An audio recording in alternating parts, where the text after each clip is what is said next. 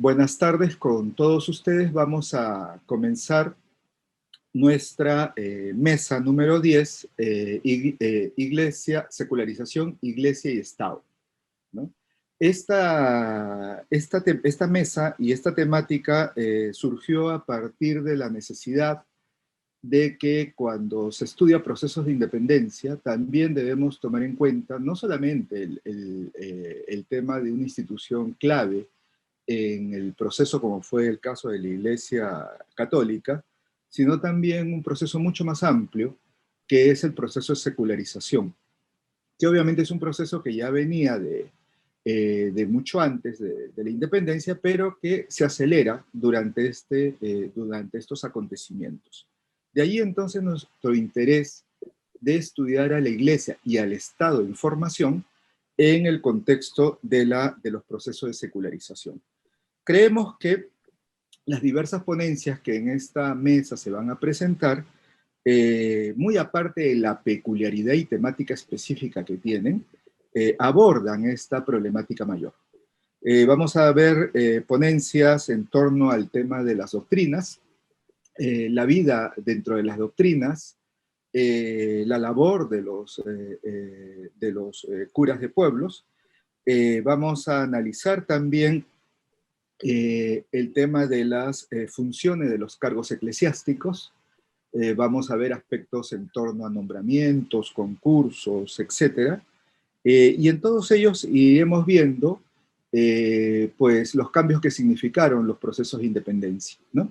Veremos también la acción del Estado, ¿no? En establecer pues ciertas relaciones con estas doctrinas, con estos procesos de nombramientos, etcétera, etcétera. En general hay un ámbito que de alguna manera varios de los trabajos abordan, que son las relaciones Iglesia-Estado, y que merece la atención en nuestra mesa. También vamos a ver más adelante cómo van a haber unos cambios significativos en las nuevas relaciones interinstitucionales, avanzando del siglo XIX, ¿no? Y ya en el siguiente siglo. Nuestra mesa está dividida en dos secciones. Ahora mismo comenzamos la primera sección, dedicado exclusivamente a aspectos vinculados con la independencia. Y la primera ponencia a presentarse es la de José Antonio Benito, un estudioso, ¿no? De la Iglesia en el Perú, profesor de la Facultad de Teología Pontificia Isabel de Lima, que nos va a hablar sobre la retractación del deán Valdivia como punto de quiebre en la vida de un clérigo revolucionario, ilustrado y comprometido. Adelante, doctor Benito, con su exposición. Muy buenas, queridos amigos. Para la mayoría ya serán tardes, ¿verdad? Y es un gusto estar con todos ustedes, agradeciendo al doctor Fernando Armas la cordial invitación y señalando el gusto de mis colegas que son grandes amigos, los que están en esta mesa. Voy a compartir algunos de los puntos que trabajé allá por el 95, cuando llegué a Arequipa, que le dediqué 2 años a investigar acerca de la figura de este gran mercedario, clérigo arequipeño, sobre todo en su rol, en su papel de deán. Así se le conoce popularmente, así figura en las calles, y es la imagen que tenemos de el doctor Juan Gualberto Valdivia. Y en concreto quiero fijarme en un detalle, en un momento estelar de su vida, ¿no? El que podemos denominar la retractación, que se publicó además, no solamente él la dio oralmente en el templo de San Camilo, sino que se publicó también en el Republicano, un periódico de la época.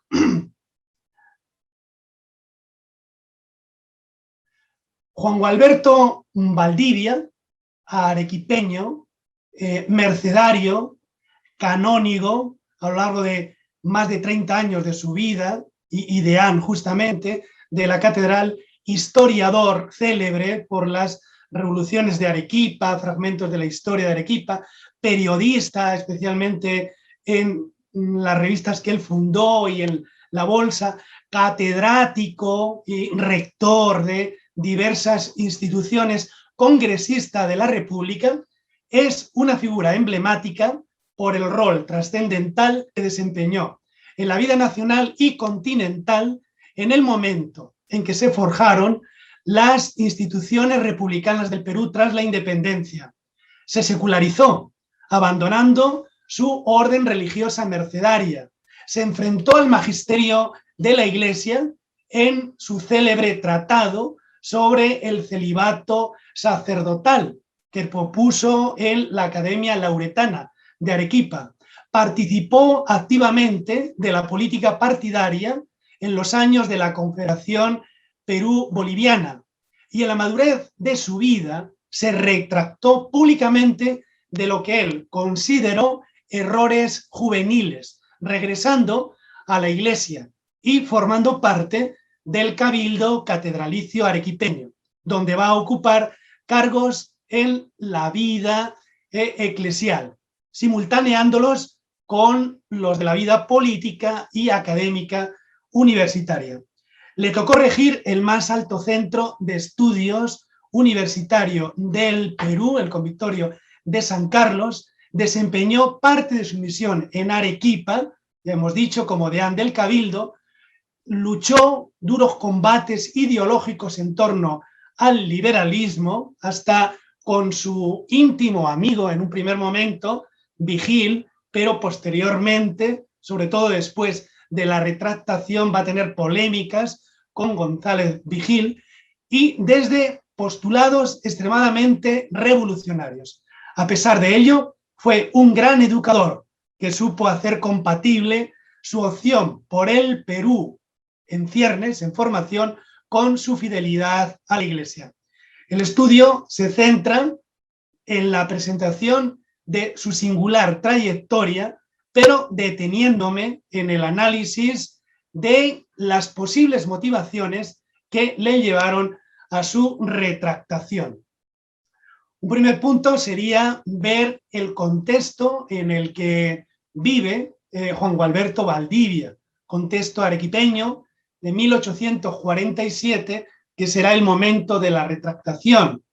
En ese tiempo, Arequipa, a mediados de siglo, según la Intendencia de Policía, tiene 50.000 habitantes, de los cuales 15.000 aproximadamente viven en la ciudad, 34.000 en el campo. Había unas 9.000 casas y si tenemos en cuenta el grupo de los religiosos, había 109 sacerdotes seculares y 142 regulares. Tenemos ahí la imagen del Misti cuando estaba investigando en el archivo del convento de la Merced, donde hay varios libros que él regaló al convento de la Merced.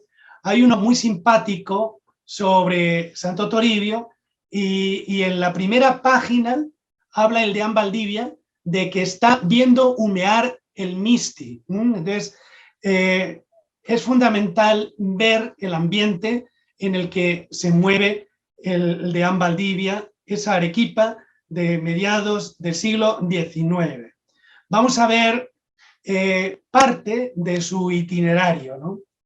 A pesar de que participó en las revoluciones, hay un excelente trabajo de la doctora Margarita Guerra sobre su libro Las revoluciones de Arequipa, y a pesar de que detalla por escrito su proceso revolucionario, fue ante todo un hombre de fe, un hombre de iglesia, fraile de la Merced, un gran teólogo y, como hemos dicho ya, canónigo, que al final de su vida se le va a dar el título de prelado doméstico del Papa. Los propios habitantes de Arequipa y del sur andino, así como las autoridades, le propusieron para arzobispo de Arequipa o del Cusco, pero la Santa Sede, en virtud de su trayectoria, nunca llegó a aceptarlo. Cierto, entonces se quedó ahí como prelado doméstico, que es un título honorario, ¿no? Cierto que tomó partido y se radicalizó en su compromiso revolucionario como tantos clérigos de la época con los que él va a vivir, ¿no? Luna Pizarro, Mariano José de Arce, González Vigil. No hay que olvidar que la coyuntura propició una actitud laxa en el clero que va a facilitar la exclaustración.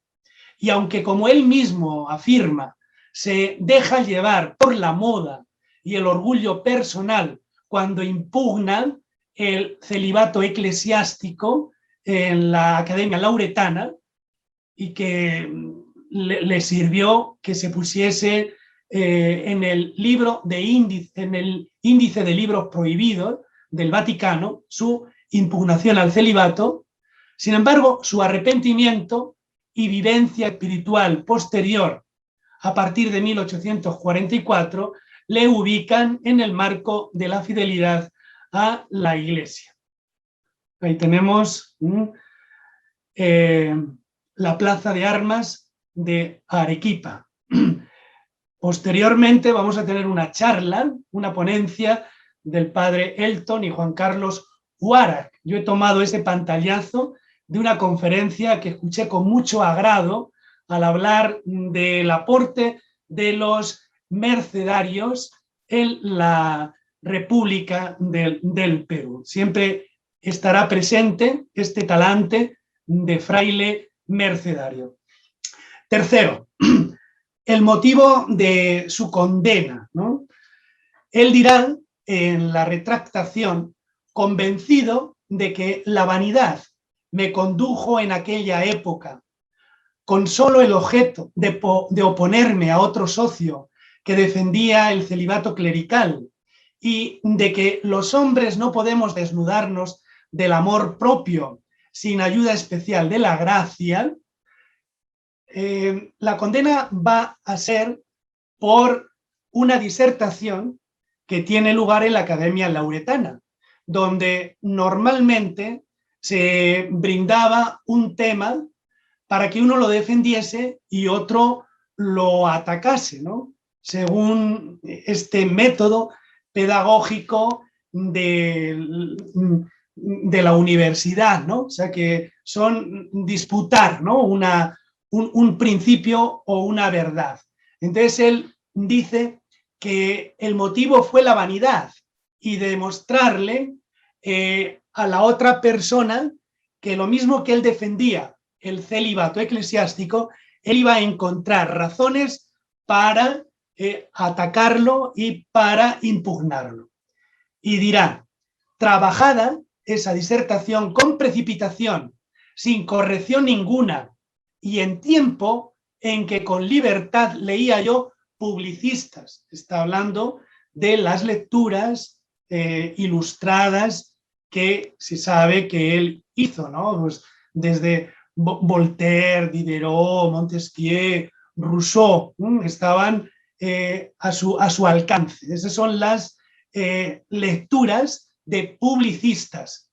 Y toda especie de obra que llegaba a mis manos, no es extraño que sin reflexión y lleno de orgullo hubiese escrito proposiciones ofensivas a la religión, a los concilios, al Papa, a los pastores, al clero y a la moral pública.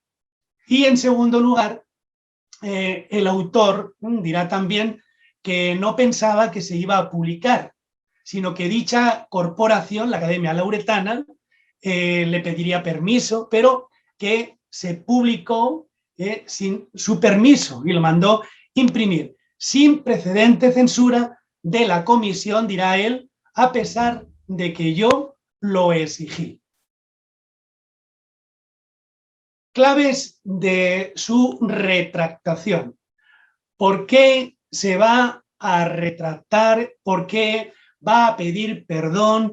¿Por qué durante toda una novena en el templo de San Camilo va a pedir disculpas de toda su trayectoria, especialmente de esto. Él dirá cómo ha conversado con un sacerdote amigo suyo, ya muerto, a quien dio plena libertad para que corrigiese su escrito. Él va a decir, mi retractación es total. Entonces él hace un escrito y le va a decir a su sacerdote amigo, que no sabemos quién es, pero que él le va a dar su texto para que lo corrija y él no va a enmendar nada. Y dirán a continuación esta confesión, que jamás, bendito sea Dios, tuve ni he tenido intención de oponerme a las verdades reveladas, ni he creído que alguna de mis proposiciones mereciese la nota de sospechosa en la fe, como la disertación sobre el celibato es mía, publicada por la Academia, trabajada con precipitación, sin corrección ninguna, en tiempo, nuevamente, lo dice, que con libertad leía yo publicistas y toda especie de obra, no es extraño que sin reflexión hubiese escrito proposiciones ofensivas. Por lo mismo, es mi deber dar satisfacción a todos en cuanto me sea posible, esperando que el Señor bendecirá mi intención. Fíjense que esto que les estoy comentando, cuando en el año 1996 se estaban preparando un gran congreso y publicaciones sobre el Deán Valdivia, aunque yo rescaté el texto de la retractación, los responsables de la publicación no lo quisieron incluir, porque la figura del Deán Valdivia en muchos personajes y en muchas instituciones de Arequipa es como que estuvo enfrente de la Iglesia, es un clérigo hereje. De hecho, podíamos ver ahora, en el 2021, que universidades han publicado algo sobre el Deán y prácticamente solo la UNSA ha publicado. O sea que las demás universidades como que se han separado un poco de su figura, en parte porque se ha ocultado y se ha desconocido justo su retractación. Y miren lo que él dice en su retractación. Declaro que soy cristiano, católico, apostólico, que creo en el misterio de la Santísima Trinidad y en todos los demás misterios y sacramentos que cree, confiesa, predica y enseña nuestra Santa Madre Iglesia Católica, Apostólica, Romana, en cuya verdadera fe y creencia he vivido y protesto vivir y morir como fiel y católico cristiano. Invoco por mi protectora y abogada a María Santísima, Madre de Dios y Señora nuestra, para que interceda con su misericordioso Hijo, mi Señor Jesucristo, perdone mis pecados y encamine mi alma por carrera de salvación. Y, pues si queda todavía duda de su creencia, dice, mando que cuando fallezca sea mi cuerpo sepultado en el Panteón de la Pacheta y que mis exequias se celebren en la iglesia catedral, como cofrade que soy de la Purísima Concepción. Fíjense, en un tiempo en que González Vigil estaba impugnando el dogma de la Inmaculada, él todavía reafirma, ¿no? Machaca su fidelidad a la Iglesia Católica, sin que se moleste ni ocupe en cosa alguna el cabildo eclesiástico. Bien, tenemos aquí parte de su obra y simplemente comentar que la trayectoria del Deán Valdivia, a diferencia, por ejemplo, de sus compañeros, ¿no? Como por ejemplo González Vigil o Luna Pizarro, va a ir pasando por la figura, ¿no?, de un mercedario, luego después se exclaustra y durante un tiempo ni celebra misa, va a estar alejado de alguna manera de la iglesia, pero hay un momento en su vida de conversión que le va a llevar a esta retractación. Nada más, muchas gracias. Gracias, José Antonio, por esta exposición sobre un tema que tanto has trabajado.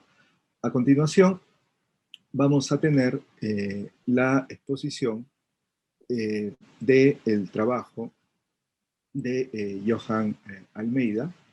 Johan Almeida es historiador de la Universidad Nacional Federico Villarreal, y él nos va a presentar un tema que ya tiene antecedentes en otras investigaciones previas que ha estado realizando.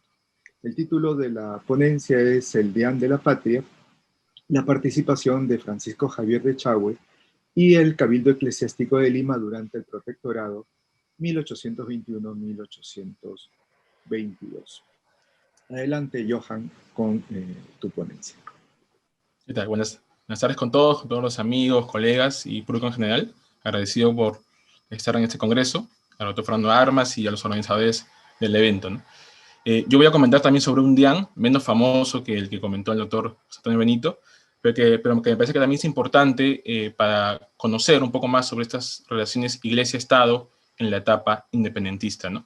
Llegué a este caso, y que forma parte de una futura tesis de licenciatura, porque había visto en varios estudios historiográficos, ¿no?, entre los cuales resalto acá un poco, hay muchos más, que no se le daba la importancia debida, ¿no? Se mencionaba siempre a Francisco Javier de Echagüe como el clérigo criollo que había asumido la gobernación de la crisis de Lima durante la independencia, ¿no? Pero no había un trabajo más a fondo sobre él, ¿no? Entonces lo que vamos a ver en esta ponencia un poco es su participación junto con la de los demás capitulares del Cabildo Catedral de Lima, ¿no? Un poco antes de entrar en materia, creo necesario explicar un poco el tema del cabildo eclesiástico, que muchas veces no se comprende o no se conoce mucho más allá de los especializados en historia eclesiástica, ¿no? Básicamente el cabildo eclesiástico era un conjunto de clérigos, ¿no?, y que se encargaban básicamente de lo que es el culto de las catedrales, ¿no?, en este caso en la Catedral de Lima, y básicamente tenía una estructura, digamos, por así decirlo, en tres niveles, ¿no? Las dignidades, que eran el nivel más alto, los canónigos, y por último los racioneros y medios racioneros, ¿no? Este cabildo eclesiástico de Lima es un cabildo importante porque, como sabemos, la crisis de Lima viene desde el siglo XVI, ¿no? Entonces acompaña en toda la historia de la crisis de Lima, ¿no? Bueno, habían diferentes cargos, ¿no? Un poco vamos a repasar cómo se componía el cargo del cabildo eclesiástico de Lima en 1821, ¿no? Dentro de sus dignidades, bueno, estaba el DIAN, que era quien presidía, que era Francisco Javier de Echagüe, de quien voy a comentar más adelante, el arcediano, que también era otro grupo importante que se encargaba de acompañar al obispo en las visitas, el chantre, que se encargaba de la música en la catedral, el maestre escuela, ¿no?, que se encargaba de lo que es enseñanza de la gramática, y el tesorero, que se encargaba de los ingresos y egresos de la catedral, ¿no? Bueno, voy a seguir un poco. También están los canónigos, que habían diversos canónigos y diversas funciones, pero que no las voy a detallar por motivos de tiempo. Y también los racioneros y medios racioneros, ¿no? Un punto acá importante señalar, en este cabildo eclesiástico de Lima, que está en toda la coyuntura en la llegada de San Martín, ¿no?, el comienzo del protectorado, ¿no? Como sabemos, las relaciones entre Iglesia y Estado con San Martín al principio fueron buenas, pero después hubo un pequeño distanciamiento con Bartolomé de las Heras, que era arzobispo de Lima en esa época, por un conflicto con su ministro Monteagudo, ¿no? En este caso, importante señalar en el Cabildo Metropolitano de Lima que de los 24 miembros que componían, solamente habían 2 peninsulares, ¿no?, que están acá, que es Luis de la Torre, que era de las Islas Canarias, y José de Novoa y Parga, que era de Galicia, ¿no? Entonces, como vemos, los demás son criollos, ¿no?, muchos nacidos en el Virreinato del Perú, y solamente hay 2 peninsulares, los que nos hace ver, como bien señalaba Timotiana en su libro sobre la caída del gobierno español, que habían muchos cargos en el gobierno virreinal que todavía sí tenían un fuerte control de los criollos, ¿no? Y uno de ellos era el Cabildo Eclesiástico de Lima, ¿no? Bueno, pasando ya un poco a conocer un poco más sobre Francisco Javier de Echagüe, ¿no? Este clérigo que es, digamos, importante en esta época. Él nace, ¿no?, en el Río de la Plata, en lo que hoy es Santa Fe, ¿no?, que era parte de la gobernación del Río de la Plata, el 3 de marzo de 1753, ¿no? Esta es la redacción de méritos y servicios que hallamos en el Archivo General de Indias, en Sevilla, y bueno, era parte de toda una familia criolla importante dentro de Santa Fe, Río de la Plata. Su abuelo incluso había sido teniente gobernador, ¿no?, que se llamaba igual que él, Francisco Javier de Echagüe. Él empieza sus estudios en el Colegio de Montserrat de Córdoba, y posteriormente en 1776 va a estudiar en la Universidad de Córdoba, la universidad más importante de Río de la Plata, ¿no? Posteriormente sus vicisitudes de la vida de este clérigo va a pasar a Chile, y en Chile se va a ordenar, y ahí incluso va a enseñar en el Colegio San Carlos, ¿no? Y va también a obtener un bachiller en cánones en la Real Universidad de San Felipe, ¿no? Y es acá en Chile donde él consigue, por así decirlo, es donde entra su vinculación con el Perú, porque en Chile, en 1778, va a ser capellán de Agustín de Jauregui, que en ese entonces era gobernador de la Capitanía General de Chile, ¿no? Y cuando Jauregui lo nombra en 1581 como virrey del Perú, trae a Francisco Javier de Echagüe a Lima, ¿no? Entonces, ese es lo que yo pude investigar, que ese es el nexo por el que Echagüe llega a Lima, ¿no? Y bueno, en Lima, debido a sus buenas relaciones con cargos importantes de la etapa virreinal, va a empezar a escalar, ¿no? Y va a entrar al Cabildo en 1786 como medio racionero, y después va a obtener cargos importantes, ¿no? Incluso va a llegar a ser rector de la Real Universidad de Lima, la Universidad de San Marcos, en 1802, ¿no? Y también va a participar, según lo investigado en el AGN y en otras fuentes civiles, va a participar muchas veces en las colectas y en apoyo al gobierno de Abascal, sobre todo, ¿no? Entonces estamos ante una figura importante, ¿no?, dentro de la coyuntura virreinal de corte eclesiástico, ¿no? Bueno, un poco ya dentro de los otros cabildantes que también estaban, como hemos podido ver, bueno, estaban también Ignacio Mier, que también va a ser rector de San Marcos, Rodríguez de Mendoza, que también se le ha investigado bastante, Francisco Javier de Luna Pizarro, que lo ha investigado muy bien la doctora Carmen Villanueva, que también es racionero en el Cabildo y es secretario del Cabildo. El secretario es la persona encargada de redactar, ¿no?, y rubricar todas las actas capitulares que vamos a seguir viendo posteriormente, ¿no? Los acuerdos capitulares quedan, ¿no? Básicamente los acuerdos capitulares son las sesiones que tenía el Cabildo, que usualmente se reunía los martes y viernes, ¿no? Esta es una fuente importante, ¿no?, porque como bien ha señalado Elvira Oropesa, mediante estas actas capitulares uno puede conocer mejor, ¿no?, la importancia de este cuerpo colegiado, ¿no? Y es una fuente esencial para comprender la institución y la vida capitular, ¿no? Y también se puede conocer la organización del Cabildo, quiénes los conformaban, ¿no? Porque siempre en toda acta capitular, antes de tratar el tema, se repasan quiénes son los asistentes, ¿no? Y ahí se repasan todos los cabildantes, ¿no? Entonces, a través de esta fuente vamos a analizar un poco la participación de Francisco Javier de Echagüe y de sus cabildantes, ¿no? Bueno, hay una importante que es la acta 17 de julio de 1821, ¿no? Antes de ello, el Cabildo Eclesiástico de Lima, según las actas que hay de 1820 y principios de 1821, había apoyado económicamente al gobierno virreinal, tanto de Pezuela como de la Serna. Pero bueno, cuando el acta 17 de julio de 1821, San Martín ya estaba en Lima, ¿no? Ahí se habla, ¿no?, de que el ejército realista ya se retiró, que se había retirado el 4 de julio, y se habla que San Martín ha dado una proclama, ¿no?, en la que se posesiona ya de Lima, ¿no?, y que está a favor de la independencia y que se convierte en general en el ejército libertador del Perú, ¿no? Entonces, ahí, digamos, el DIAN y el Cabildo se van a someter y van a vincularse, ¿no?, con San Martín. Esa es la primera vinculación con San Martín, y esta se va a expresar en un apoyo, ¿no? Ellos van a el Cabildo señala en esta acta que va a donar 100 frazadas, ¿no?, para el Ejército Libertador, y las otras 100, porque han propuesto 200, la va a donar el arzobispo de las Heras, ¿no? Entonces, acá se puede ver cómo el Cabildo, como cuerpo colegiado, ¿no?, automáticamente se plega, ¿no?, al régimen de San Martín, ¿no? Podríamos decir que puede ser porque en su mayoría eran criollos, aunque no necesariamente la categoría originaria, sobre todo en la iglesia, va a demandar un bando hacia otro, ¿no? Pero en este caso, en el Cabildo Eclesiástico se plega rápidamente al bando patriota. Luego, posteriormente, el 25 de julio, ¿no?, hay la declaración de independencia. Se comenta que ha habido la firma en el Cabildo Civil, el 15 de julio, que las cuales los cabildantes también la han firmado. Y bueno, se habla de que se va a hacer un juramento de independencia. El Cabildo Eclesiástico va a hacer el juramento de independencia, como las demás instituciones, pero en el caso del Cabildo Eclesiástico lo va a hacer después de la Misa Te Deum, ¿no? Esta celebración que todos los años se sigue repitiendo, ¿no?, y que es importante dentro de fiestas patrias, ¿no?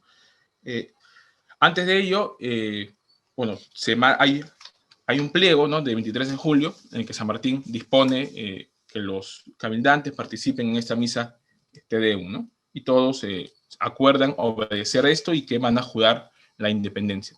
Sin embargo, el 27 de julio de 1821, antes de hablar sobre las labores que van a cumplir el Cabildo en la misa Te Deum, habíamos visto que habían dos racioneros que eran peninsulares, ¿no?, tanto Noboa como Latorre.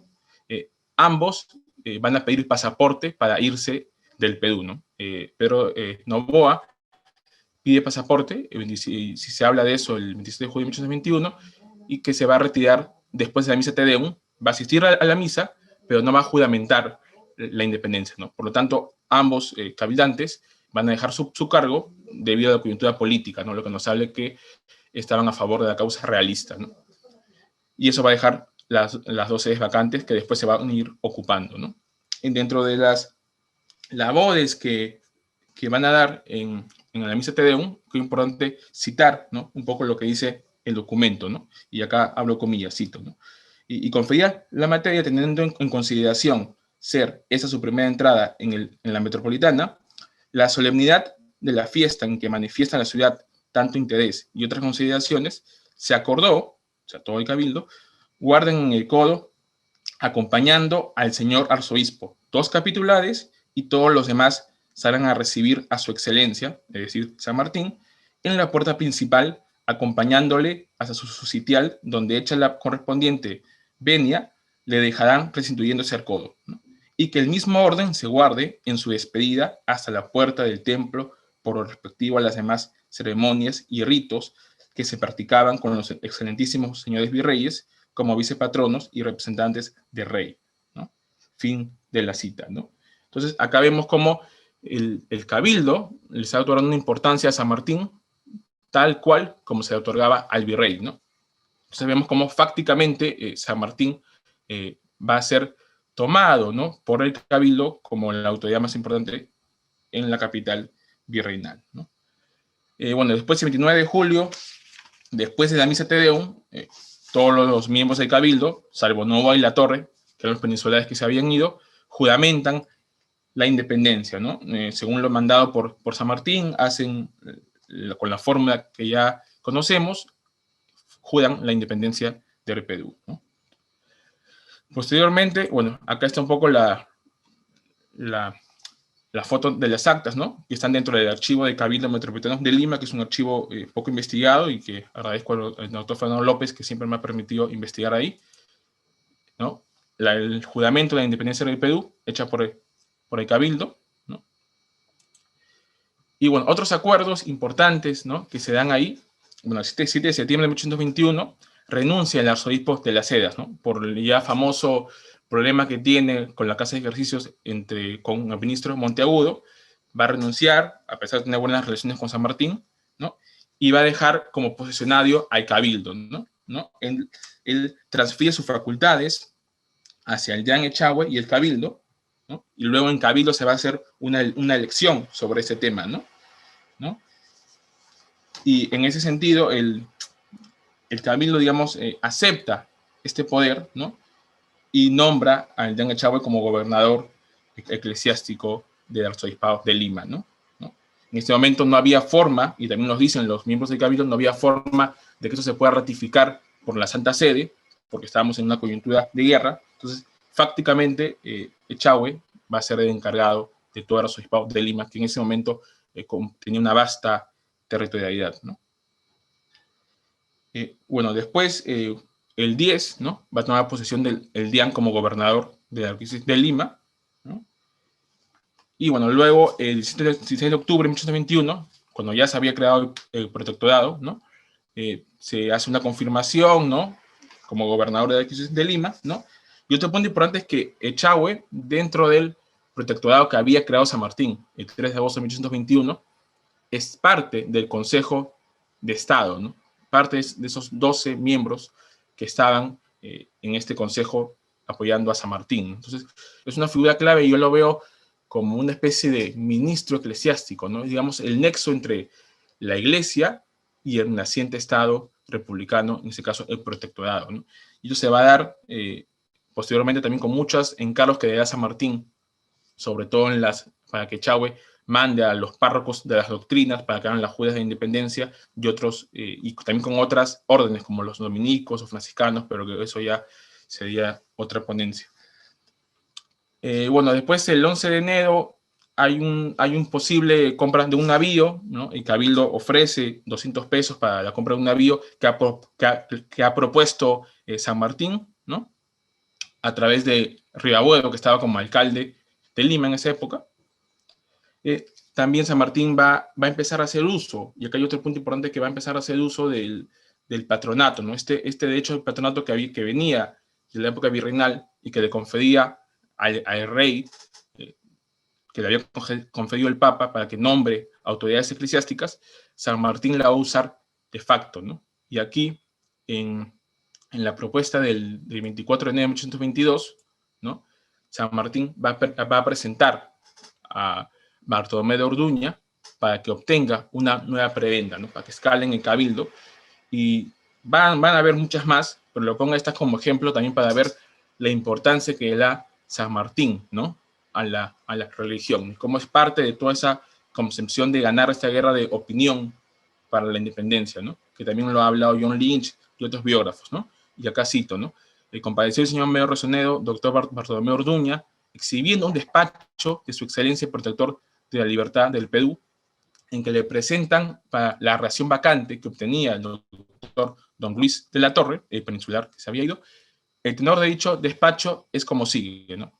El protector de la libertad del Perú, por cuanto a la divina providencia que ha conducido el supremo gobierno del Perú y el consentimiento general de los pueblos, manifestado en todas partes con energía y sostenida con grandes sacrificios, nos ha autorizado al ejercicio del poder directivo del Estado, debiendo en consecuencia de esto establecer las autoridades, ¿no?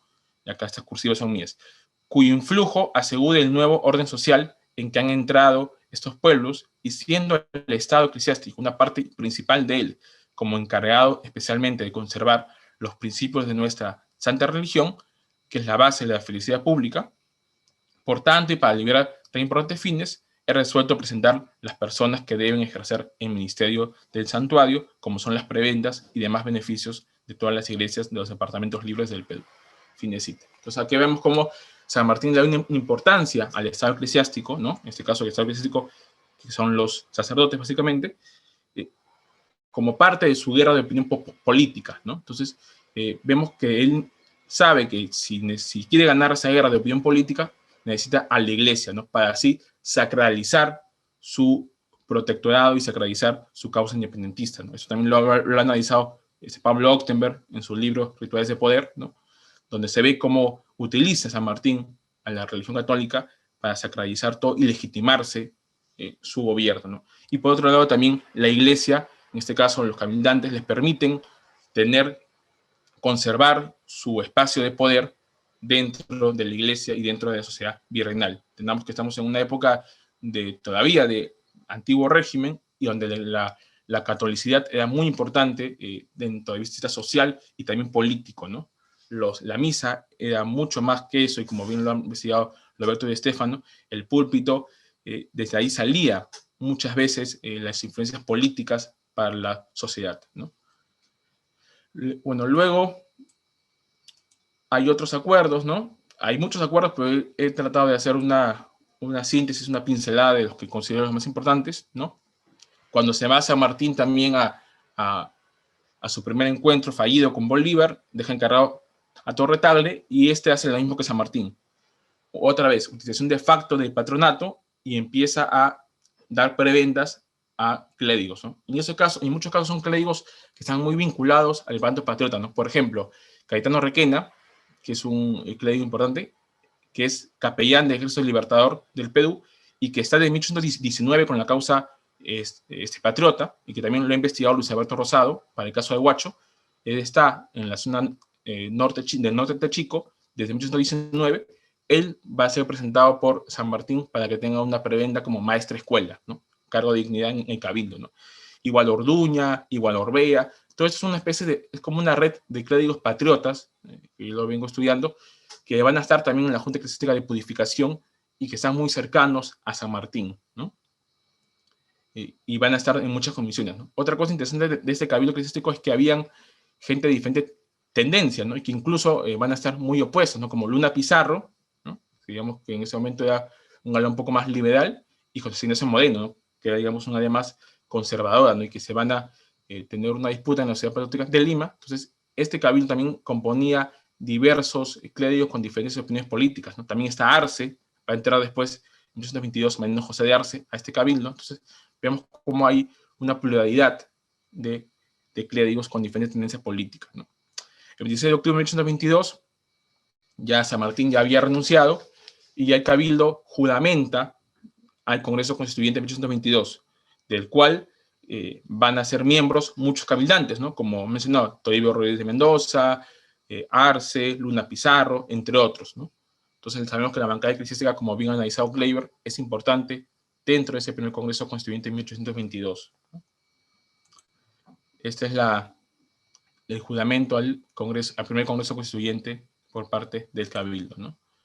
Bueno, hay otras acciones del DIAN, ¿no? Como dije, el San Martín le encarga que el Chagüe sea el nexo entre otras doctrinas de Lima, y en el archivo obispal hay mucha documentación sobre eso, ¿no? Muchas veces, sobre todo las que le manda Echagüe a la zona de lo que hoy día es Hualochirí, ¿no?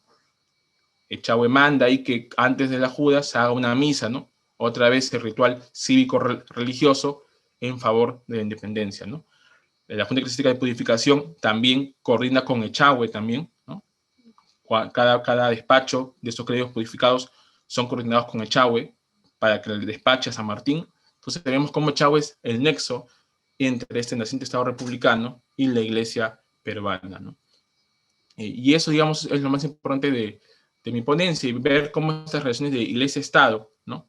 Que han estado presentes desde nuestra independencia, han sido fuertes, ¿no? Y ver cómo este personaje creo que ha sido un poco olvidado en la historiografía peruana, y lo quiero un poco rescatar, ¿no? Y también rescatar a esa red de clérigos patriotas que fueron importantes para la lucha, sobre todo la lucha de opinión política que quería San Martín, ¿no? Entonces, ese básicamente ha sido mi presentación, y que es un tema que creo que es importante reflexionar, porque hasta ahora muchas veces religión y política se mezclan, ¿no?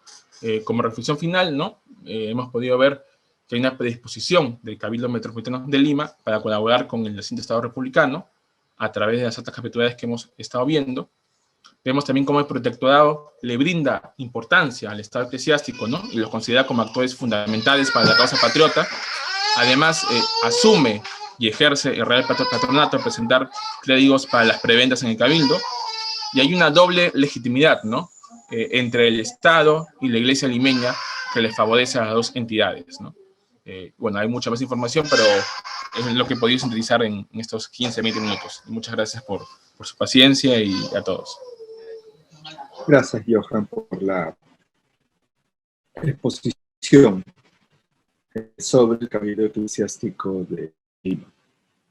A continuación vamos a presentar a Bruno Mandermat, historiador, profesor en la Universidad Católica Santa María de Arequipa, que nos va a exponer en torno a el tema las ordenaciones sacerdotales alrededor de la independencia 1820-1827. Adelante, profesor Bruno van der Noot. Gracias, doctor Fernando. Un saludo a todos participantes, a los miembros de la mesa también. Y estoy luchando acá con me sigue apareciendo. Ay, perdón. Un pequeño problema técnico, pero ya se debería resolver. Muchas gracias por la posibilidad de participar. Voy a presentar una investigación que he hecho en el Archivo Arzobispal de Arequipa hace un par de años, originalmente para un seminario con el profesor Contreras.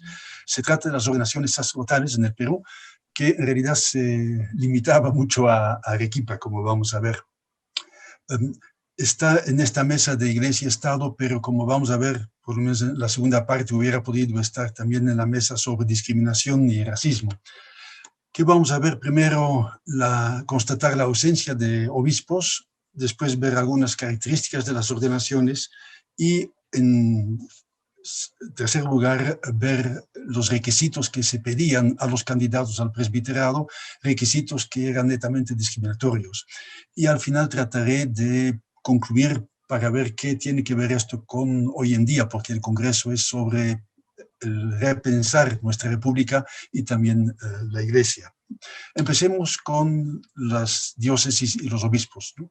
En la época había una arquidiócesis, la de Lima, y 5 diócesis, la de Arequipa hasta Maynas, que era la última recién creada. A la izquierda tienen los nombres de los obispos en el momento de la independencia, y en la tercera columna tiene los años en los cuales estos obispos han salido, ¿no? Como recordó Johan, Monseñor Ceres sale de la independencia en el 21, pero también Carrión de Trujillo, Gutiérrez de Huamanga y el padre Sánchez, el franciscano de Maynas, ¿no? Todos salen en el 21. Orihuela, que está en Cusco, presenta su renuncia en el 26, pero esta renuncia recién es aceptada en el 37. Y después, por cuestiones de problemas con las autoridades locales y también por problemas de salud, aparentemente baja primero a Arequipa y después a Lima, donde se va a vivir en una casa de ejercicios que él mismo ha creado como agustino, y fallece en el 41.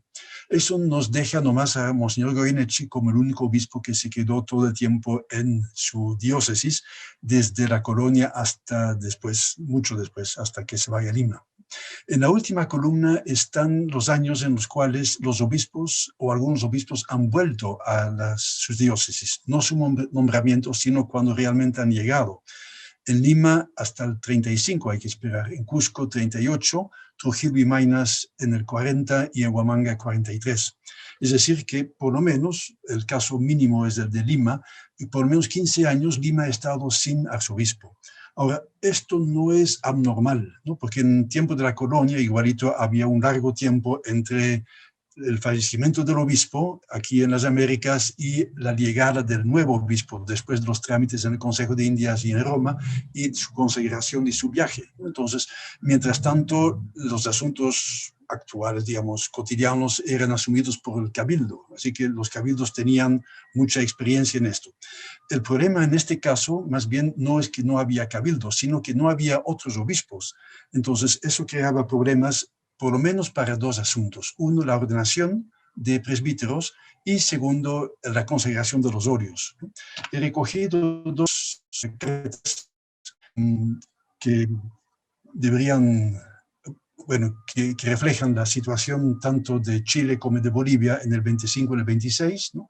En el 25, Cienfuegos manda una carta al vicario apostólico que está en Santiago, dice, solamente leo lo verde: hemos quedado acéfalos y en faltándonos obispo no hay en la América Meridional quien ordene y consagre los santos óleos.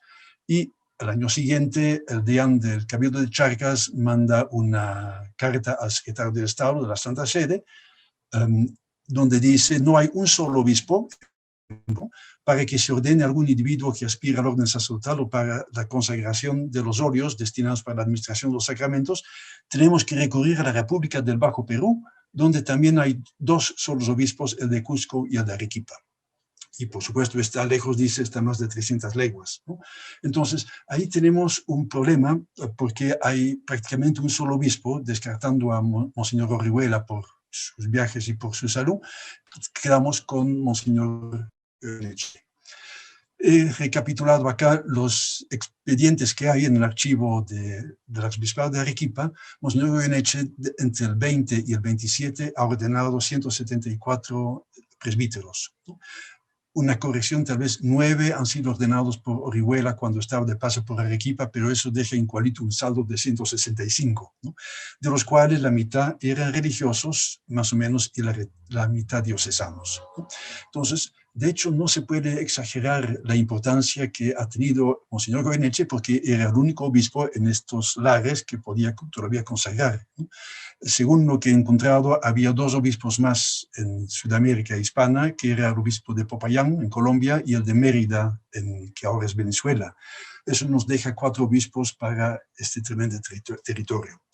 Lo interesante es que el servicio de Monseñor Goyeneche no solamente fue para Arequipa, sino para un montón de diócesis vecinas y más alejadas. En esta gráfica vemos la parte azul, ¿no? 30% de los candidatos ordenados eran de Arequipa. Después sigue la parte ploma, que son los obispados de Bolivia, ¿no? La Paz, Charcas y Santa Cruz. 25%, ¿no? La cuarta parte de los presbíteros son de Lima o de Cusco. Después algunos de Trujillo o Huamanga, que queda un poco más lejos. De Chile había 6% y después había un candidato desde Córdoba, ¿no? Y los demás que no se menciona en los archivos, ¿no? En los expedientes. Eso quiere decir que Monseñor Goyeneche ha sostenido durante 8 años, por lo menos, la ordenación de los presbíteros de tantas diócesis, y con esto ha mantenido la Iglesia también a flote, ¿no? No se puede exagerar para nada su importancia, sobre todo sabiendo que muchos presbíteros también, ¿no?, criollos o españoles, habían regresado también a España. Entonces, ahí no se puede exagerar para nada la importancia de Monseñor Goyeneche. Él, de alguna forma, ha salvado durante un par de años la Iglesia prácticamente sudamericana. Hay un detalle que había puesto en la sumilia, por eso lo menciono ahora, que es la cuestión del papel seriado, ¿no? Hasta 1824 se utiliza papel seriado real, ¿no?, español. Eso dice mucho sobre la posición que había en Arequipa sobre la cuestión de la independencia. Recién a partir de 1825 se utiliza papel seriado republicano, ¿no? Y después, ya, bueno, primero un poco artesanal y después ya el papel oficial. Eso nomás como un detalle sobre el cual no voy a insistir mucho. El otro punto que quisiera remarcar es un punto que no estaba previsto en la investigación, pero que surgió a partir de los. En todos los nombres de los candidatos no encontré ningún nombre indígena. Entonces, después revisando los expedientes mismos, me di cuenta que eso no solamente era un olvido, sino que esencialmente había una discriminación porque había una revisión de limpieza de sangre de los candidatos. Esto a inicios del siglo XIX todavía, y que se mantuvo en cierta parte en la República también. Para eso tenemos que revisar muy rápidamente esta cuestión en el derecho eclesiástico, ¿no? El primer concilio de Lima no menciona la ordenación de los indios, porque claro, recién han llegado los españoles y la Iglesia, la gran mayoría de los indígenas no estaba, por supuesto, bautizado, entonces no se planteaba la pregunta, solo se planteaba la pregunta de los 6 sacramentos menos la ordenación. Sin embargo, el segundo concilio de Lima sí prohibió explícitamente, aunque temporalmente, la ordenación de indios. Y en eso sigue el primer concilio de México, que se celebró como un poco más de 10 años antes, que excluía de la ordenación a mestizos, indios y mulatos, además de las prohibiciones que Trento también ya había confirmado, ¿no es cierto? Los herejes, los que habían pasado por la Inquisición, etc.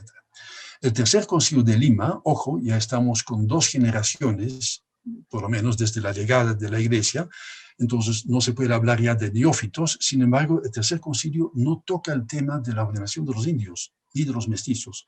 Y en este caso tampoco levanta la prohibición del segundo concilio limense, por lo tanto sigue la prohibición.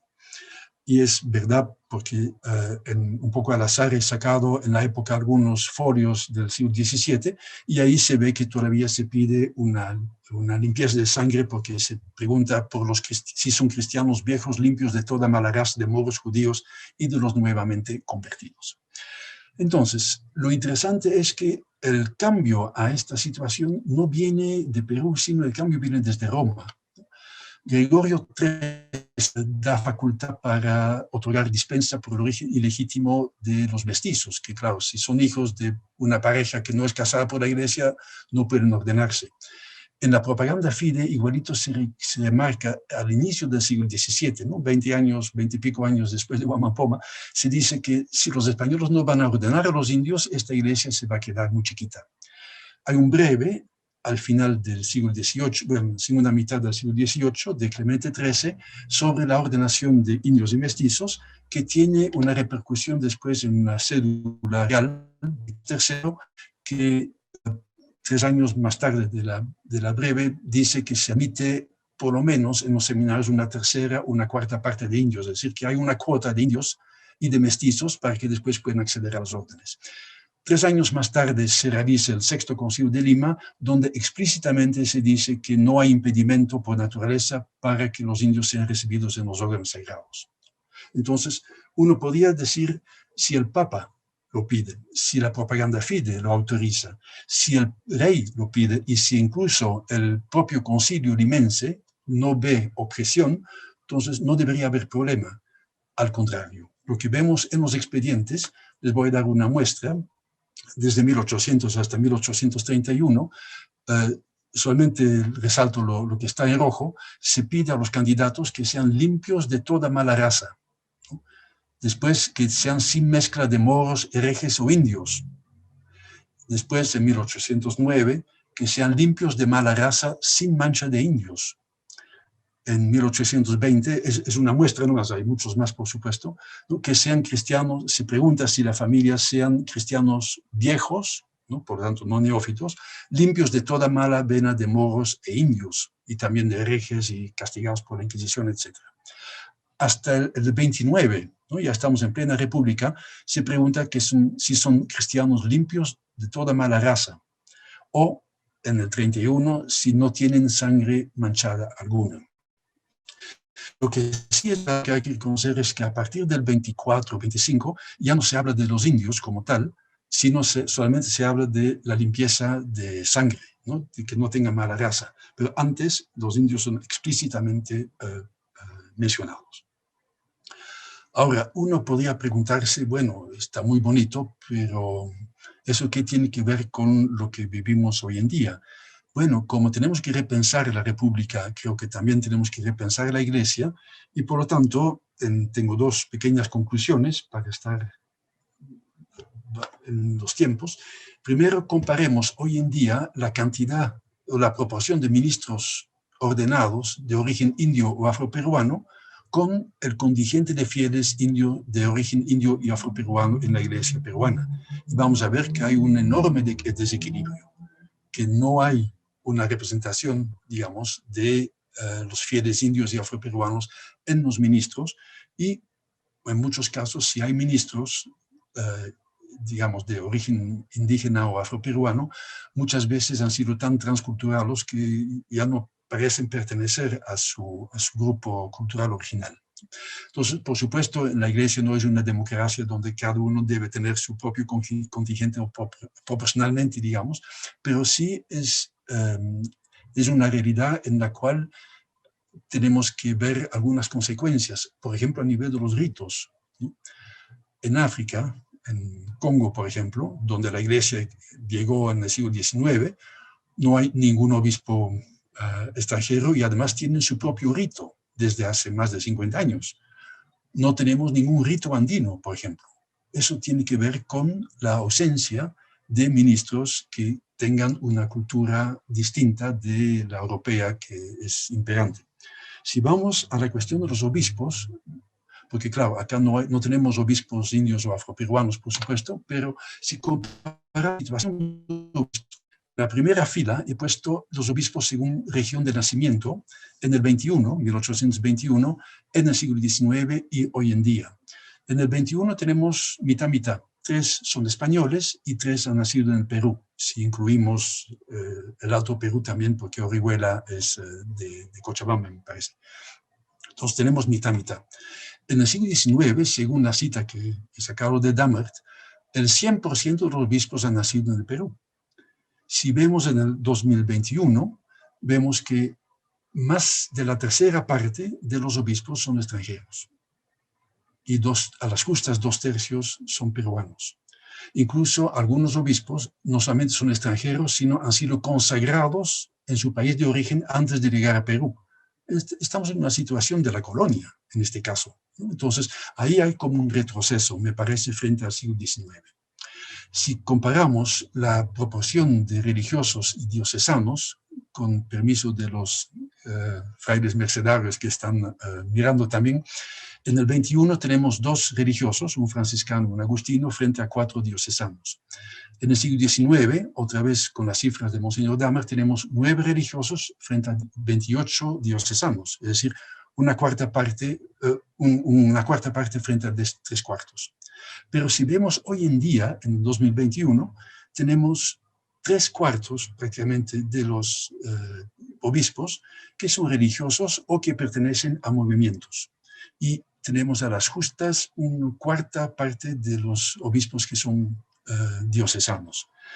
Eso no es un problema nacional como tal, es un problema eclesial, es un problema eclesiológico. Normalmente las iglesias nacionales, las diócesis, deberían estar regidas por obispos nacidos en el país y además diocesanos, porque esto es la jerarquía normal. Que un religioso sea obispo es más o menos la excepción. Acá tenemos una gran excepción porque más de la tercera parte de los obispos siguen siendo nacidos en el extranjero y 3/4 siguen siendo religiosos. Ojo, quiero aclarar, no es un juicio de valor, no estoy diciendo que esos obispos son mejores o peores, ¿no es cierto? Estoy ratificando, estoy acertando una situación de cifras que a la larga creo que no es muy bueno ni para la Iglesia ni para el propio Perú. Por lo tanto, creo que tenemos que repensar tanto la República como la Iglesia, aunque sea en estos 2 puntos.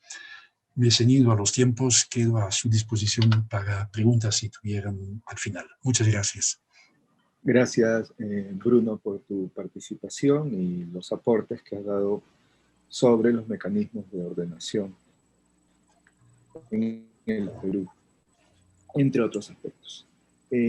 A continuación vamos a presentar la ponencia de Juan Carlos Huaraj Acuña, historiador, profesor en la Universidad Nacional Mayor de San Marcos, y de Fray Elton Pacheco Valencia, de la Orden de la Merced.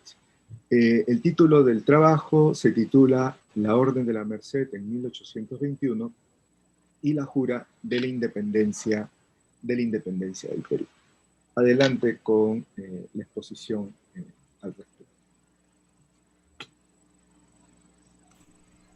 Muy buenas tardes, distinguidos ponentes, integrantes de esta mesa de trabajo, y un saludo especial también a quienes están participando en esta ocasión. Reciban el saludo de los religiosos mercedarios en la persona del reverendo padre Arturo Mitfaray Fukui, provincial de la provincia mercedaria del Perú.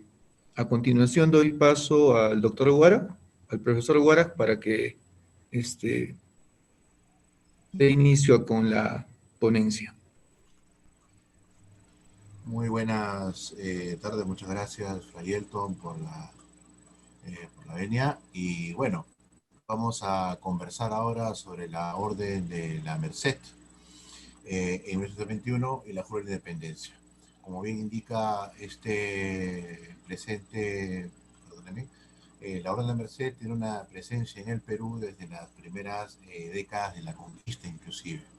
Durante la independencia del Perú, los frailes mercedarios, así como su orden terciaria de orientación laica, estuvieron presentes durante la firma y proclamación de la independencia del Perú.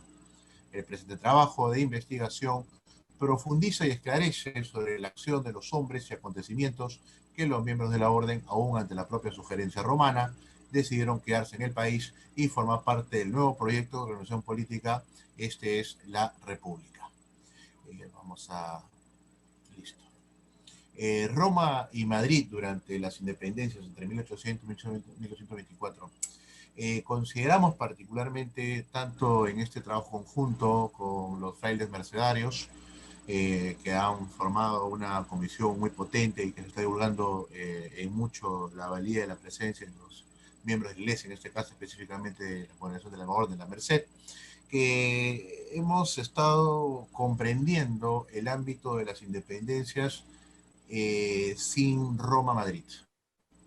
Es decir, no se puede, aún con el concordato presente, dejar de lado la reflexión sobre una entidad que tiene una afiliación de afecto, de tradiciones administrativas, como es la sede romana, es ciertamente buscar una parte del contexto que refiere al ámbito eclesiástico.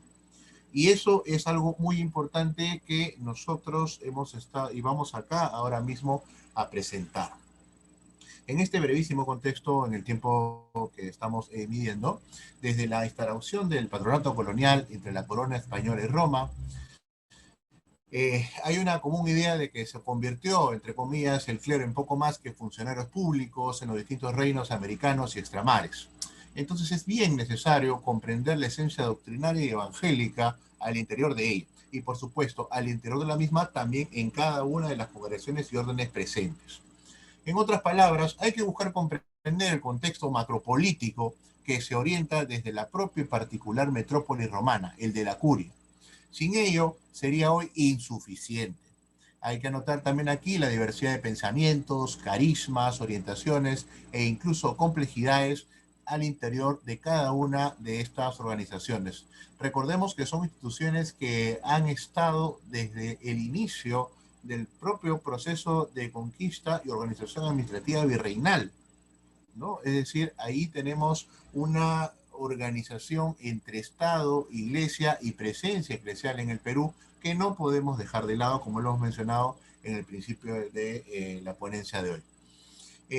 Aquí el rey, en 1802, el Papa Pío VII designó al cardenal Luis de Borbón y Villabriga, aquí lo tenemos en nuestro PPT, un joven cardenal, la función de sobrino también del rey Carlos IV. La función de Luis de Borbón fue la de comprobar la oportuna relación organizacional y jurídica entre los obispos y los religiosos adscritos a cada administración apostólica. Políticamente se expresó una disposición desde Roma a favor de la corona española. El citado encargo debió ser visado por los funcionarios de la corona y, por supuesto, por el Papa mismo. Un joven cardenal como Luis de Borbón no tenía pues los horizontes y experiencias oportunos como para deslindar responsabilidades administrativas frente a las evidentes y seguras presiones diplomáticas e incluso parentales de su tío el rey Carlos IV.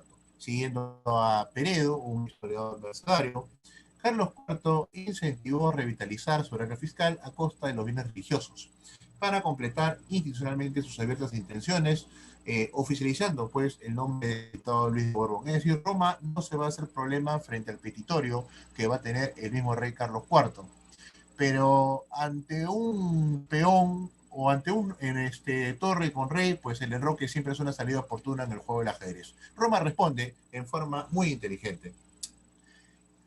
Acepta el nombramiento y nombra también al cardenal Pietro Gravina, experimentado político siciliano, como nuncio apostólico representante suyo en España. Este ilustre personaje, hermano también de un alto cargo militar español del rey Carlos IV, estaba y tenía, por supuesto, la sobrada experiencia para ello. Había ejercido la gobernación de Spoleto, elevado arzobispo en 1694, sirvió en Nicea, Suiza, hizo un frente político en torno al territorio francés cuando la situación estuvo más enervada, fue solicitado su retorno a Roma, Entonces, la curia romana nombra un hombre de sobrada experiencia en relaciones diplomáticas como el cardenal Gravina. Como bien afirmó Peredo, el Papa accedió a los deseos del rey y concedió al visitador la facultad de los religiosos que se solicitó. Importante como salomónica decisión. Durante el gobierno bonapartista se tomaron medidas muy duras en contra de los conventos y sus religiosos. Se redujo 1/3 de la población de los conventos, se estableció la supresión de todas las zonas religiosas. Los religiosos tomaron también su lugar de origen, como presbíteros y poco más que empleados de la parroquia. Es durante el periodo fernandino, 1813-1820, que se restablece gradualmente la vida religiosa en España, iniciando con el retorno hacia sus conventos. Un fraile mercedario, Manuel Martínez, de la provincia de Castilla, catedrático de la Universidad de Valladolid, aprovechando la simpatía y su reconocimiento académico por parte del rey Fernando VII, procedieron pues con algunas gestiones administrativas iniciales, simbólicas, pero al menos un avance, como por ejemplo la liberación del Superior de Madrid. Sin embargo, estas políticas liberales del segundo trienio significaron un panorama más sombrío y funesto, aún en comparación al anterior. Estos nuevos decretos, en su mayor parte del mismo talante que la primera etapa liberal, impactaron en nuestra sección del trabajo sobre la orden de la merced en la vida de los mercedarios, la redundancia. La supresión de conventos con no menos de 12 religiosos, no podían quedarse en una ciudad misma más de 24 religiosos, fue prohibida la admisión de novicios, concediendo facilidades a aquellos religiosos que pidieron su exclaustración. Como alguna vez conversamos con algunas personalidades y autoridades eclesiales, era en verdad un milagro que distintas órdenes religiosas sobreviviesen a los trienios en número, en presencia. Los mercenarios, punto 2, durante el proceso de la independencia. Es oportuno considerar aquí que en la jurisdicción virreinal del Perú, la Orden de la Merced tuvo 2 provincias administrativas, Lima, fundada en 1563, y el Cusco, fundado en 1556 respectivamente. En el presente estudio nos concentramos de lo acontecido en la provincia mercedaria de Lima. Valga por favor esa acotación. A nivel mayor, la Iglesia es una institución inmersa en 2 frentes, el de profundo respeto y obediencia filial hacia Roma, personificado en el Santo Padre, y el de la connotación de relación oportuna y pacífica al interior del territorio en donde se encontrase. Salvo aquellos pertenecientes a distintas congregaciones y asociaciones de fieles registrados ante la curia, los laicos respondemos ante sí y la historia por las decisiones que podamos tomar ante distintas coyunturas en el mundo. En el proceso independentista ya nuestro, representó ello una ruptura política de gran envergadura y consecuencias. Eran tiempos de tránsito hacia un Estado republicano.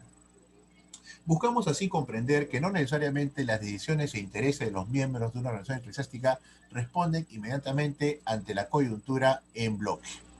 Las más altas jurisdicciones procuraron también no colocar en tal responsabilidad a los distintos miembros del clero. La diplomacia es un arte y oficio que las autoridades eclesiales conocen desde muy antiguo. Era inevitable la confusión política que trajo consigo el tránsito hacia una nueva configuración de lo público. Ello evidentemente representa para los eclesiásticos un serio problema, no solo para sí, sino para su relación con la comunidad. Para nuestro caso en particular, presentamos la hipótesis de que la escasez y el retiro, en algunos casos expulsión de miembros eclesiales, principalmente de aquellos miembros plenos, golpeó durísimamente la estructura y organización de las instituciones eclesiales en el Perú, ergo también la Orden de la Merced. Este no es un dato menor. El tiempo de formación desde el noviciado hasta la integración plena de la Orden es variable. Puede ir de 5 años a 1 década inclusive. Y en el camino se van asumiendo funciones administrativas, algunas de interna y otras de gobierno, o también se van retirando. Tanto frailes y presbíteros, en algunos casos una sola persona, con las sagradas órdenes y grados institucionales obtenidos fueron pocos. Sobre sus escasos hombros se sostuvieron responsabilidades y decisiones concluyentes en la jerarquía eclesiástica interna, y más aún en tiempos de trascendencia como el que estamos trabajando. Los principales afectados de la merma en la organización eclesial fueron las grandes ciudades como Lima, Arequipa, Trujillo. y mayor aún su efecto en aquellos pequeños pueblos dependientes, al menos hasta fines del siglo XIX. Evidentemente, el número de frailes fueron menores entre las regiones menos habitadas frente a las grandes metrópolis o ciudades. Ya en el capítulo provincial de 1819, sucedido el viernes 27 de agosto, se encontraban nombres de frailes que formaron parte de la jura de independencia 2 años después. El presidente del capítulo en aquel entonces, Fray Domingo Yeregui, acá vamos a ver, hay un dato importante que quiero resaltar y aquí está. Y es que los capítulos provinciales son fuentes de registro histórico al interior de las congregaciones religiosas de gran fruto y reflexión sobre la vida y acciones y decisiones de cualquiera de las congregaciones.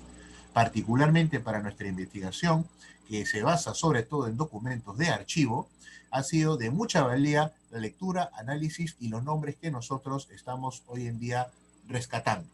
Como dijo alguna vez mi maestro Alejandro Reyes, el maestro historiador sanmarquino, el pasado siempre nos llama. Y el pasado no nos pide que lo rescatemos, nos pide simplemente que los nombremos como parte de la acción que ellos alguna vez le tomaron como decisión. Y que hoy en día esa trascendencia está presente en ese trabajo que estamos nosotros repasando. Bien, cerrado este pequeño paréntesis, menciona así, por ejemplo, Fray Domingo Yeregui, presidente del capítulo. Ya hemos mencionado la importancia de los capítulos como trascendencia documental histórica. El provincial Anselmo Tejero, sobre él vamos a conversar brevísimamente en unos momentos. Definidores, asistente general Fray José Zagal, definidor general Antonio Garrón, primer y segundo selectores. Tenemos una serie de encargos que dentro de la congregación, sin lugar a duda, formularon parte de esa estructura que nosotros estamos presentando, que fue golpeada por las decisiones que se toman durante la independencia, algunos años posteriores, y bueno, también durante la época bolivariana, ¿no? De la dictadura bolivariana. Bien, anótese sí que dentro de la realización de un capítulo, no asisten todos los frailes. En la presente lista nos encontramos ante hombres de vida religiosa que representan a la comunidad provincial. En el capítulo provincial se reunían todos los miembros hábiles de la orden en una ciudad. Para el capítulo citado en particular, se presentaron los comendadores y delegados de cada convento, como Huánuco, Trujillo, Piura, Panamá, Cartagena, Portobelo, Paita, Cajamarca, Saña y Chachapoyas. En el caso de Lima, se registraron 3 casas: el convento grande, la Recoleta de Belén y el colegio San Pedro Nolasco. Punto 3. Los mercenarios en Lima, firma del acta y jura de la independencia. El 15 de julio de 1821, en el Cabildo de Lima, se firmó el acta de independencia, documento de amplio reconocimiento y trascendencia. Entre los firmantes del acta de la independencia participaron también miembros de la orden mercedaria, de quienes anotamos y guardamos hoy memoria.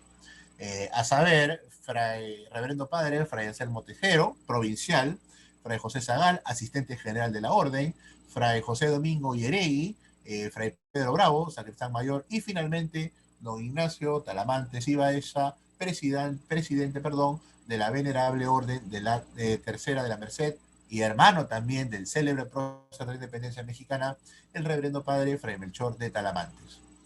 El 29 de julio, la comunidad de Lima, reunida en el convento grande, organizó una reunión que denominó Junta de Comunidad para jurar la independencia del Perú. Por ello nosotros, ergo, la importancia fundamental de rescatar los archivos que estamos citando y que seguramente distintas órdenes y congregaciones también tienen al interior de sus repositorios respectivos.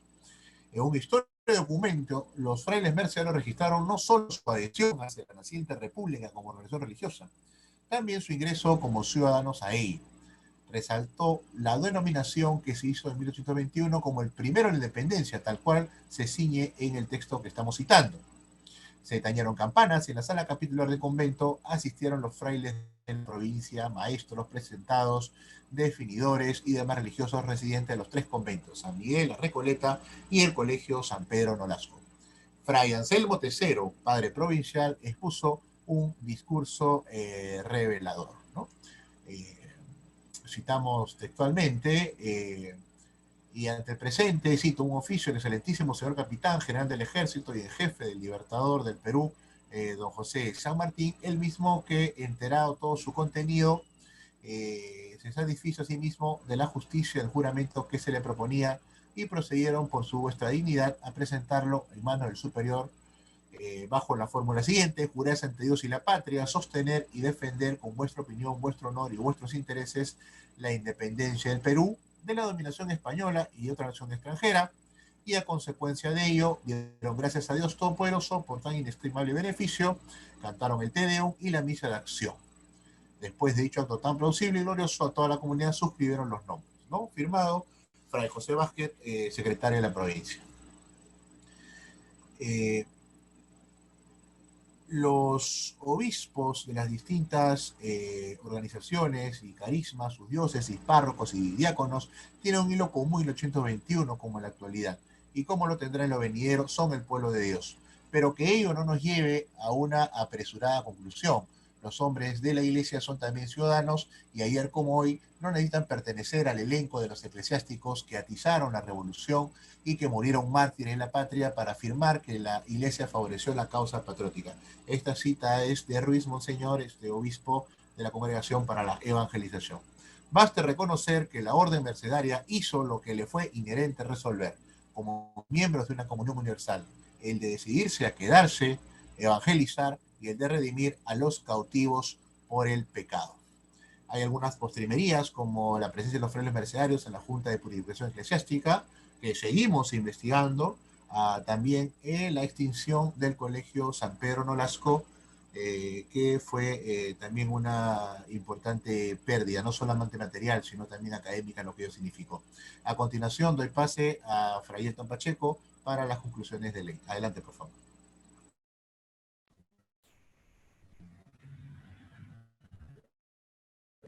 Muchas gracias.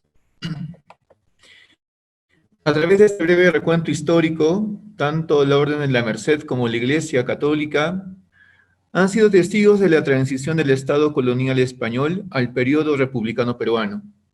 La Iglesia peruana no estuvo silente ante tal evento, en absoluto. Un factor importante en dicho tránsito sufrió de las vicisitudes y complejas exigencias del naciente Estado republicano. Los frailes mercedarios estuvieron presentes en la firma del acto de la independencia, también, como se ha mencionado, estuvieron juramentando la fidelidad al Estado durante el tiempo que duró la Junta de Purificación. Y bueno, con todo ello, cabe resaltar que los religiosos mercedarios, a pesar de la creciente secularización luego de la independencia, ¿no?, puesto que para 1881, año de la restauración de la provincia peruana, de los 15 conventos de la provincia de Lima quedó solamente uno, y de los 12 conventos de la provincia del Cusco quedaron solo 3. Y con estos 4 conventos se fundó en 1881 la provincia mercedaria del Perú. A pesar de todo este largo proceso, la Orden Mercedaria reconoce la independencia del Perú, continuó su presencia evangelizadora en la nueva etapa republicana y se encuentra en esta labor hasta el día de hoy. Muchas gracias a todos por su atención.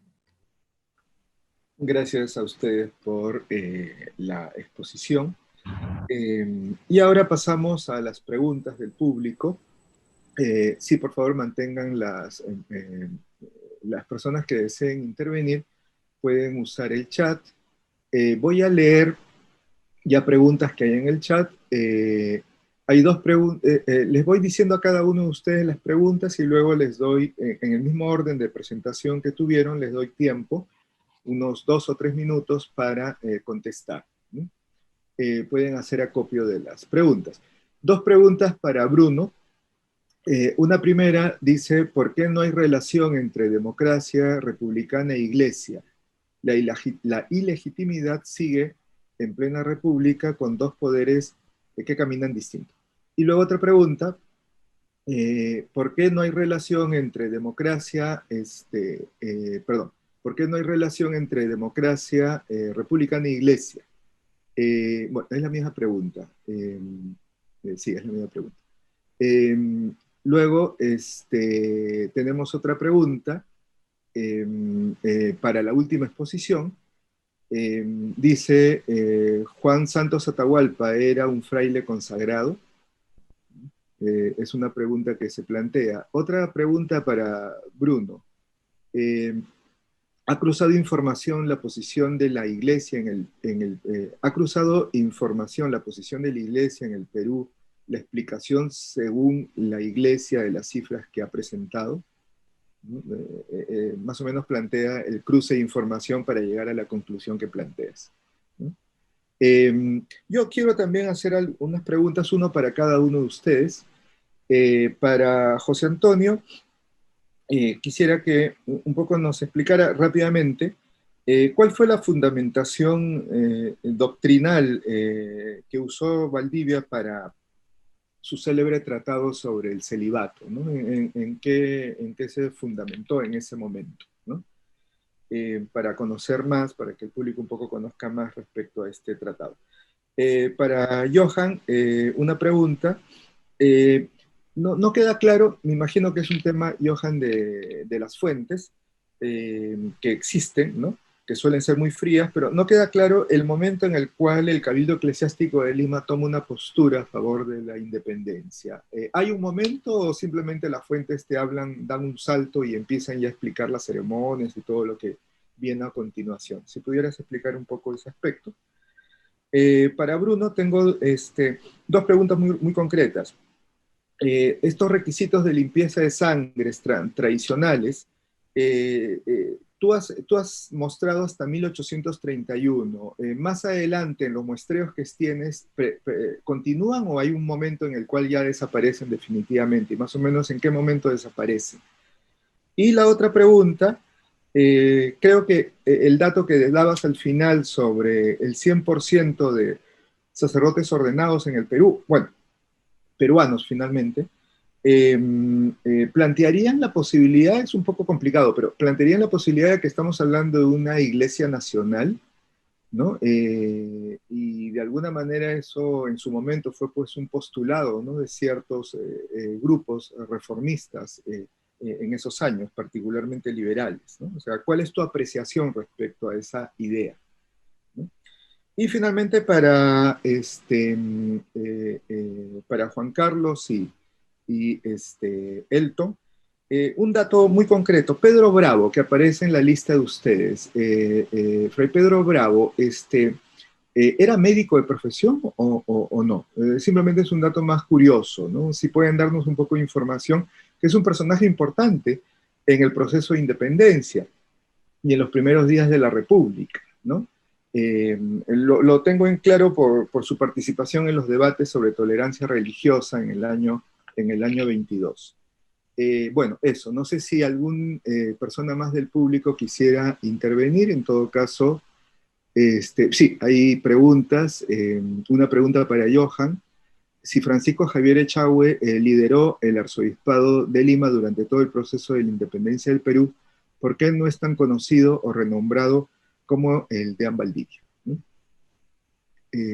No sé si alguien más quiere intervenir.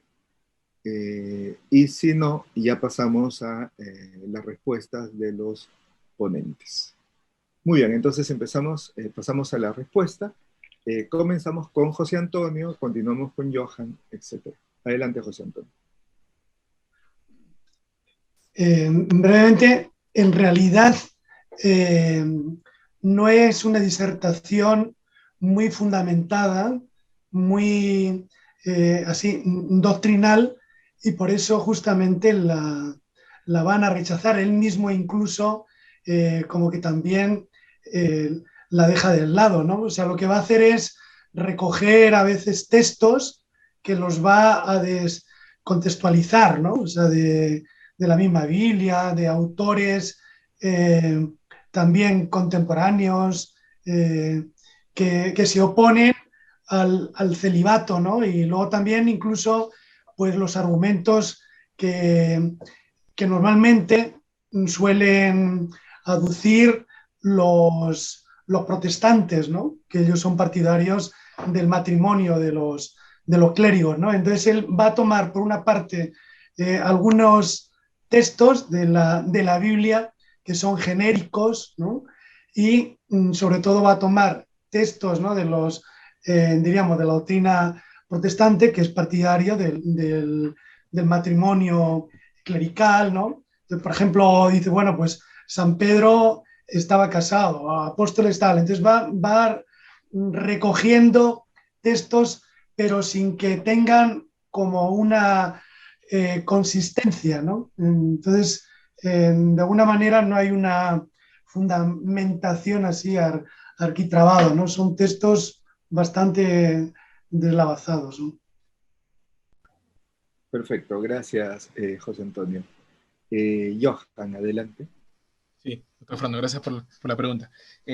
Sí, o sea, el Cabildo, no hay una posición unánime, digamos, o sea, no hay un documento en que digan vamos a apoyar desde ahora la independencia, porque lo que pasa es que las actas capitulares desde desde junio del 21 siguen hablando de toda la etapa virreinal porque sigue todavía la Serna en Lima, y en julio se salta hasta el 17, donde ni siquiera hay un acta, solamente hay una nota, ¿no?, que escribe Luna Pizarro, en la que pone, ¿no?, que se evacuó la ciudad por la Serna el 4 de julio y ha llegado acá San Martín, ¿no? Y después en la de 25 de julio es donde se lee la proclama de San Martín, en la que pide ayuda para el ejército libertador, y ahí es donde el Cabildo acorda y aprueba que le van a dar 200 frazadas, ¿no? Entonces, indirectamente desde ahí está diciendo que va a apoyar al ejército libertador, y ya una cosa ya más, digamos, directa, digamos, sería que todos los cabildantes están en la declaración de la Juega de Independencia del 15 de julio en el Cabildo de 1821, salvo Noboa y La Torre, que son esos dos peninsulares que se van después de que llega San Martín, y además que el 29 de julio, al igual que otras organizaciones como el capítulo de la Merced, el Cabildo Secular de Lima, que es el Cabildo Eclesiástico Catedral, juramenta la independencia, ¿no? Hace el juramento, y está en esta acta de 29 de julio de 1821, en el que juramentan su fidelidad a la independencia, ¿no? Con toda la fórmula que se estila un poco hasta ahora, ¿no? Y que van a defender la independencia de toda dominación extranjera y su independencia de la España, ¿no?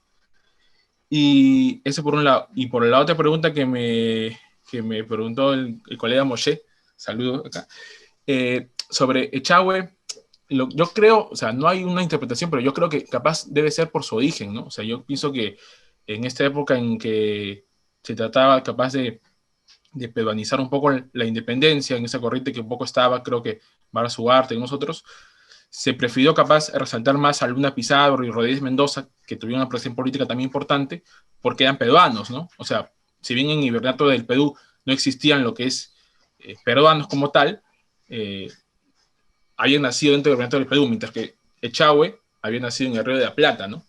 Aunque cuando nació Echagüe en 1953, todavía no existía el virreinato del Río de la Plata, ¿no? Todavía era una gobernación que dependía del virreinato del Perú. Pero yo creo que capaz debe ser por su origen rioplatense, ¿no? Debe ser por su origen rioplatense, uno, y dos, porque su biografía también es complicada, porque yo un poco la he repasado por esta hoja de servicios en el archivo de Indias, pero es complicada porque tengo información de él desde que llega a Lima en 1981, pero no tengo información mucho sobre su etapa en Chile y sus primeros años en Argentina, ¿no? Entonces, me he contactado con unos colegas de Argentina que me están pasando un poco de información, porque no se sabe mucho su vida en Argentina, o sea, en el Río de la Plata, en este caso, en Santa Fe, que está ahí hasta los 20 y pico años, y después su etapa en Chile, que también dura como 15 años, y es donde se ordenó sacerdote, y es donde tiene nexo con el capitán gobernador Agustín de Jauregui, que después va a ser virrey del Perú, ¿no? Yo creo que debe ser, uno, por su origen rioplatense, y dos, por su biografía, que como es un clérigo que va de sitio en sitio, de Río de la Plata a Chile, de allá a Perú, ha sido un poco complicada hacer su biografía, y es un proyecto que quiero hacer a futuro también, ¿no? Muchas gracias. Gracias, Johan. Adelante, Bruno, con las respuestas. Sí, varias preguntas. La limpieza de sangre al azar he sacado un poco algunos expedientes porque ya no tenía tiempo para revisar todo el siglo XIX. A partir de los años 30 como que ya va bajando y después ya no se encuentra. Entonces parece que desaparece como tal, como un requisito formal, ¿no? Pero como he tratado de ver o de explicar, no es porque la formalidad desapareció que en la práctica no se sigue haciendo, ¿no? La cuestión de las iglesias nacionales, sí, en el siglo XIX, claro, y hasta desde el XVIII, el fantasma del galicalismo claro, se entiende. Ahora, efectivamente, en el siglo XIX, supongo, hubiera sido muy difícil imponer obispos españoles en Perú, ¿no es cierto?, después de la independencia. Después esto se va diluyendo un poco. Creo que hoy en día no es casual que parte de los extranjeros están en las prelaturas, ¿no es cierto? Es decir, en las iglesias que están, que no tienen mucho recurso y que, claro, mejor que venga un extranjero que viene con apoyo que un diocesano que no tiene un centavo para mantener eso, ¿no? Entonces, creo que hay algo de esto también. No estoy en contra de que haya obispos de fuera, ¿no? Solamente creo que eclesiológicamente hay que ver cuáles son las razones. Entonces, una pregunta dice, bueno, si hay una explicación de la Iglesia, creo que hay que distinguir, ¿no? En el siglo XVI, sí, la primera explicación es que, sobre todo en la instrucción de Loaiza, dice que son neófitos, ¿no? Entonces, por lo tanto, no se les puede encargar las grandes responsabilidades y además hay una diferencia entre la República de Indios y la de los españoles, y los indios en muchos casos son dispensados de varias obligaciones cristianas, ¿no? Como que se va aligerando sus obligaciones y por lo tanto no pueden tener las mismas responsabilidades. Pero teológicamente no he encontrado reflexiones, salvo una referencia a San Pablo, cuando en 1 Corintios habla de que él no les puede dar comida de adultos, ¿sí?, porque todavía son niños, ¿no? Entonces se utiliza eso para decir los indígenas son niños todavía. Es la misma idea que se encuentra también en la costa, ¿no?, en De Procuranda Salute, Indorum Salute, y también se encuentra, por ejemplo, en el Anónimo de Yucay, ¿no?, donde se explica por qué los españoles tan fácilmente han podido gobernar o venir y que tienen derecho a los tesoros, ¿no?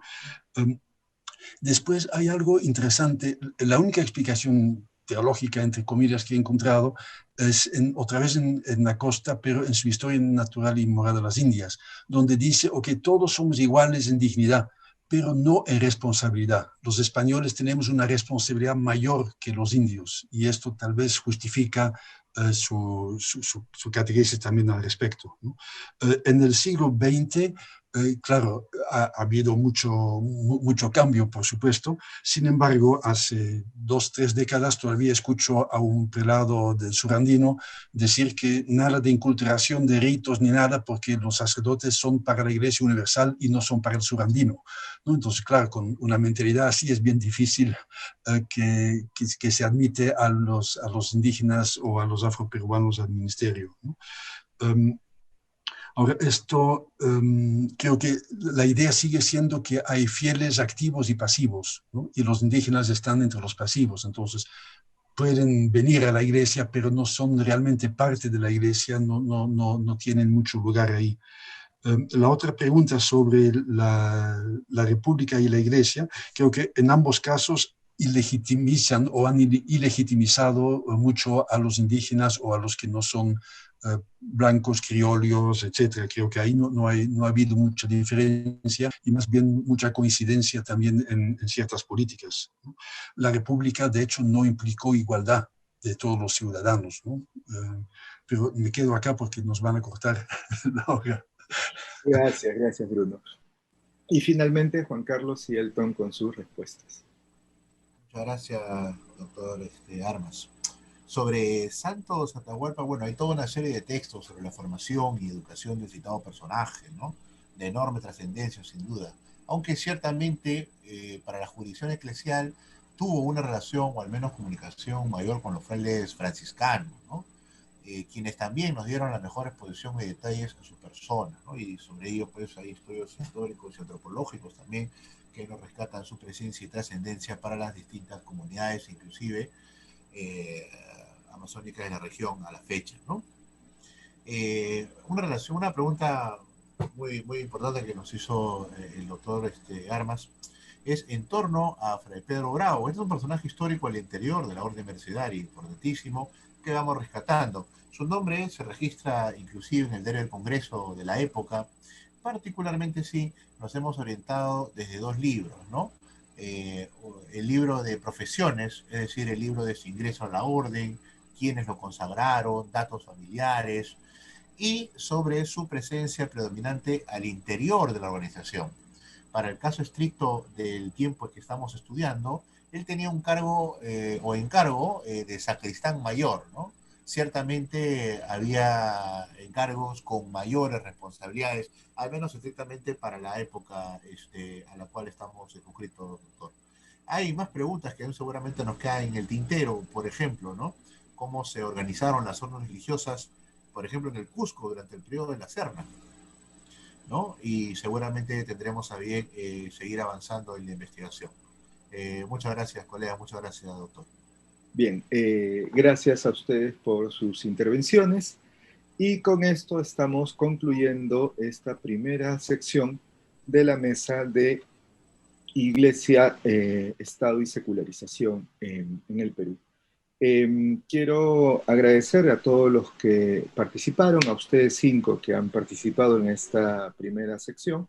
Creo que los aportes de cada uno de ustedes permiten entender mejor no solamente la complejidad de la independencia, sino los profundos cambios en las relaciones políticas, sociales, intrainstitucionales que se van produciendo en estos años, ¿no?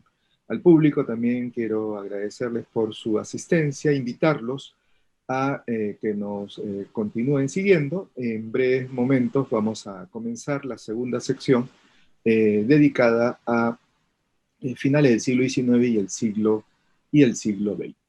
Gracias a todos por su participación. Gracias, chicos, doctor Fernando. Gracias a los colegas, Carlos, Antonio. Gracias a todos. Después voy a comunicarme con ustedes para agradecerles términos particulares y ojalá que nos podamos volver a ver, ¿no?, en otros espacios. Muy agradecidos. Bicentenario del Perú, 2021.